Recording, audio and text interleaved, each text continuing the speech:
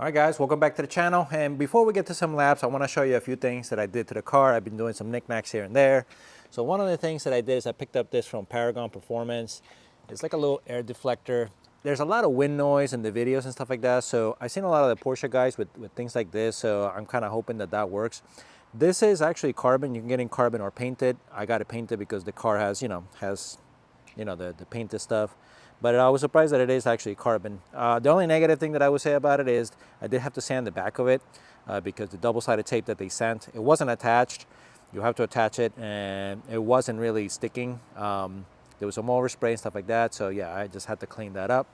But yeah, anyways, and then I also added from Paragon this little bridge. I guess this is an imitation of the OEM. I'm not sure if the OEM is like the full height or not, to be honest, but you know, the OEM one is like almost $400 and this one was less than 100. So I figured, you know what, let's give it a shot. It comes with these little extension bolts. It only bolts to the two sides, and I think that that's the way the OEM one is too. And it comes with like a double-sided little foam there. I don't know if you can see it, but there's a little foam there. But yeah, you know, I didn't want to spend a whole lot of money on that because eventually I ain't gonna be doing a wing. So yeah, we'll see if that helps. Okay, and then on the inside, this was already done before, but I didn't show you guys. So I did this little stick-on. I'm not a fan of the stick-on carbon, I'll be honest with you, but this little trim here, the silver trim here that GM did is like this kind of color, but it does reflect on you, and it's super annoying. So even though this is actually like shiny carbon, this doesn't really reflect on you. So yeah, so I got these from eBay. The vendor is Jugon or Jogon or something like that. This is the shiny stuff right here. You can see it there. They're also on the Corvette forum. So yeah, fit really good. It all comes ready for you. All you have to do is clean it and do it. So I did that one, the one in the middle here, and the one over there by the passenger. So yeah, just a little, you know what I mean? And then I did add also these paddles, these carbon fiber paddles. They are taller than the stock. I actually don't end up liking this bottom extension here, but this is just the stock paddles, and then you just swap out, you know, this thing, and then the stock clicker fits on there. So yeah, another thing, this was all chrome, you know what I mean? And eventually I am doing something with the steering wheel. I hate the steering wheel, so I'll be doing something with the chrome over here as well, but that's for a later video. I'm also going to be trying out the Racebox Mini, which is actually not that mini. Don't let the name fool you. This thing is pretty large. It's like a 3x3, but it comes with it has like this silicone thing. So right now it's just kind of sitting there. Originally I thought I was going to put it there, and I may still move it there, but I didn't want to like stick it onto the dash or anything like that. The reason why I wanted to switch to this is because this will do 25 Hertz, where the Racebox Pro only does 10. So a little bit, you know, more accurate timing. But also I'm going to try to overlay this with like a race chrono, and I do have the OBD2 dongle. I had it already anyway, so I'm going to see if this works out better than the PDR as far as like overlaying data and stuff like that. So, you know, I guess we'll find out in the laps to come. And finally, to make the car look a little bit better and drop some more weight, I ended up doing a stock set or stock size set of wheels. I didn't actually end up ordering these. I bought these from the forum. There was a guy that just, you know, was selling the wheels and a set of Vitours. So I ended up picking them for really, really cheap. So I just couldn't pass them up. So these are stock size, so 20 by 10 and then 21 by 13. I forget the offsets, but they're not super, super aggressive, although the car does have the track alignment, so keep that in mind. I bet you if it didn't have the track alignment, they would be pretty close to the fenders. But these are VT forged. I wouldn't ever had bought from this company myself, but you know, they were so cheap, I figured, you know what, I try them out. And they have some pretty cool details. They have this Corvette engraving and the Jake logo engraved on there. They do have knurling on the barrels and stuff like that, so they are supposed to be like a track kind of setup. But I mean, the rear wheel looks crazy aggressive. So I think they look really, really good. And the best part is that I ended up losing about 22 pounds, 14 or so pounds in the back. It was like 7.5 or 7 and change each wheel in the back, and then 3.5 or so each wheel in the front. So, you know, not as good of a gain as the 19s, or loss as the 19s, but hey, you know, those stock wheels are crazy, crazy, crazy heavy. So I definitely, it was like breaking my back to change those things every time. So, you know, and they were super sunken in.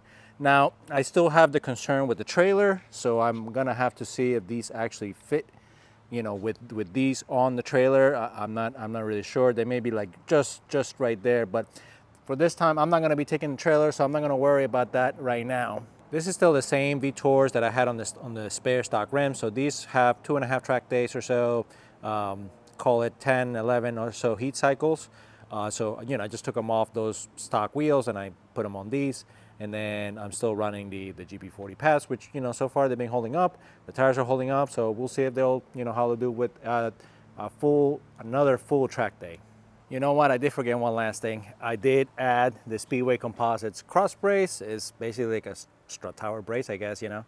It's a giant hole here, you know, the car is kind of disconnected, so we'll see if this helps anything at all. And, you know, since I'm not taking the trailer, I was able to get everything in here. Got my helmet, all my stuff here, a little toolbox, you know, chair, and then in the front, I was able to stick 2 VP jugs in here in my adapter. No, they don't have fuel in it. I'm not gonna drive all the way down there with fuel in the front, but you know, since I do have to leave to get gas, and with this car so far, I've been having to refuel after every session. I figure, you know what, if I can go get, you know, go fill the car, get 10 gallons at the same time.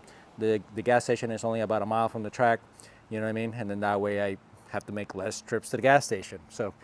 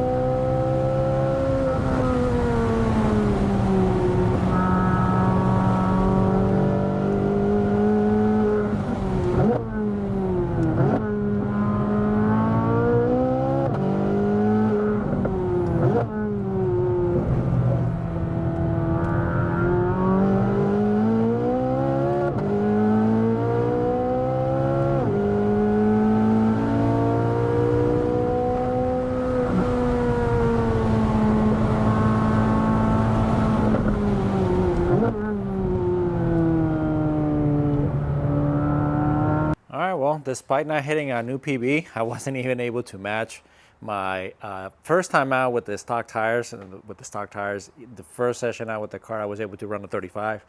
But hey, you know what?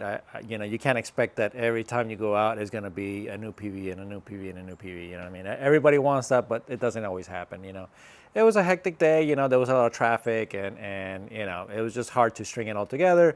And then I'm still I was really, really timid going through turn 10. So yeah, it was a lot of it was also on me. I'm not going to blame it all on the track and on the traffic. Those were definitely factors. The track was definitely slippery in a lot of places. I was really struggling to put the power down. So having to pedal an NA car is not something that I thought I was going to have to do, but this thing does make some jams, so it was definitely the case. But I'm very happy with the balance of the car. I'm really starting to get a grasp of what the car likes and what the chassis likes and dynamics and stuff like that. I was able to get comfortable with the car sliding a little bit here and there, and then moments where it did wanted to completely, come around, I was able to catch it, and then kept on going, So I'm definitely happy about that. And I guess, if not for nothing, I was able to at least get a ton of practice in. I did do basically every single session, not basically, I did every single session as long as I possibly could, So, definitely got a ton of good practice. I do believe the chassis brace helped a little bit. It's not a monumental change, okay, but the car no longer feels like it. The front and the rear are so disconnected. There's still a little bit of disconnection, and I think it's going to come down to more like suspension bushings or maybe spring rates and stuff like that, or suspension tuning. But it does feel more cohesive now. It feels the car turns in, the front and the rear are more of a unit now, whereas before it felt like the front end was really sharp, it would turn in really fast, but the rear took a second to kind of take a set. So yeah, I don't think it's a necessary change. Again, it's not a monumental change, but I do think it does help a little bit. To be honest with you, I did not feel any difference with this thing. Yeah, I'm not even gonna pretend I didn't feel anything. Maybe on a higher speed track, on a higher speed turn, maybe like Sebring turn 1 or something like that, or Bishops, I guess we'll find out. Next outing on the car, it is gonna be back to Sebring. And I do think that these helped a tiny bit. There was a little bit less wind noise inside the cabin. So yeah, if that's something that you're after, I would say, yeah, give it a shot. They do work a little bit. I'm also very happy with the Racebox Mini. So it's a combination of the Racebox Mini with the Race Chrono Pro app. And then for the dongle, I already had this OBD Link MX Plus. So this just connects to the OBD2 port, and then both of those things connect to the app. It was pretty smooth, and I didn't have many issues. The only thing that did happen a couple times, the app failed to connect to this automatically. Not sure why, but all I ended up having to do was to close the app and then reopen it, and then it connected fine. So yeah, so if you're gonna use it, just keep that in mind. Make sure that everything's connected before you go out to the track.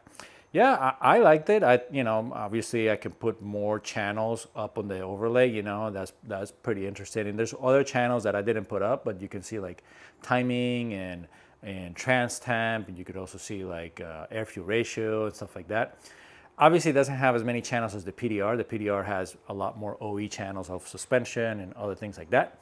But it's not stuff that you're using for overlay, or at least that I'm not using for overlay. So yeah, I think that, and it's also very easy to look on the phone real quick. You don't have to like pull the SD card out to put it in a computer to look at your data. You could just look at it right there on your phone. Everything it's right there. It's pretty easy to use. So yeah, I think I'm gonna keep on using it. You guys let me know what you guys think about the new data overlay, okay? All right, guys, so I gotta start doing some maintenance on the car. I'm gonna be doing an engine oil change. I also wanna do a transmission fluid change and a new filter as well. And I'm thinking about sending those fluids out to get analyzed to see how they're holding up, how the stock, recommended fluids are holding up. Let me know if that's something that you would be interested in seeing. I'm gonna do it for myself anyways. I've done it with most of my cars that I've tracked and stuff like that. So yeah, if you guys want me to, I'll make a couple videos out of that. And then I am going to be going I'm going to go back out to Sebring. Sorry, I couldn't talk. Going back out to Sebring.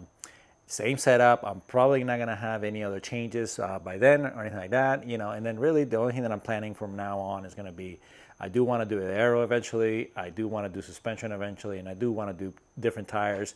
I want to try the 19s. I may take the 19s back out to Sebring now that I'm feeling a little bit more comfortable with the car, getting the car sliding and stuff like that. Yeah, I may try the 19s. I think that's gonna be where it's at. Put it on race 2. Send it with the 19s. Hopefully everything works out. All right, guys. So yeah, thank you for watching, and I'll catch you in the next one. Peace out.